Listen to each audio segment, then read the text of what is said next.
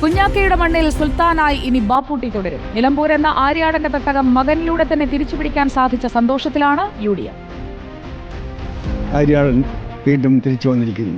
ഈ തെരഞ്ഞെടുപ്പ് ഒരു വലിയ സന്ദേശം നൽകിയിരിക്കുകയാണ്. ഇനി അങ്ങോട്ട് കേരളത്തിൽ പിണറായി സർക്കാർ തുടരുന്നത് സാങ്കേതികമായി മാത്രമായിരിക്കും. ആര്യാടൻ എന്നാൽ നിലമ്പൂരുകാർക്ക് കുഞ്ഞാക്കയും ബാപ്പൂട്ടിയുമാണ്. ആര്യാടൻ മുഹമ്മദിന് ചുറ്റും കറങ്ങിത്തിരിഞ്ഞ നിലമ്പൂരിനി ആര്യാടൻ ഷൗക്കത്തിനൊപ്പം നീങ്ങും. 3 പതിറ്റാണ്ടോളം നിയമസഭയിൽ നിലമ്പൂരെന്നാൽ ആര്യാടൻ മുഹമ്മദായിരുന്നു. 8 തവണ കുഞ്ഞാക്കയെ നിലമ്പൂരുകാർ നിയമസഭയിലെത്തിച്ചു. 2ാം ഊഴത്തിൽ ബാപ്പൂട്ടിയെയും.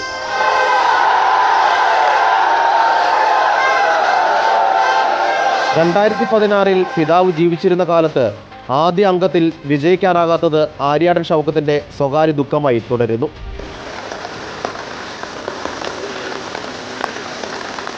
പ്രചാരണത്തിലും ഒടുവിൽ വിജയാഘോഷത്തിലും പ്രിയപ്പെട്ട കുഞ്ഞാക്കയുടെ ഓർമ്മകളിലായിരുന്നു UDF പ്രവർത്തകർ.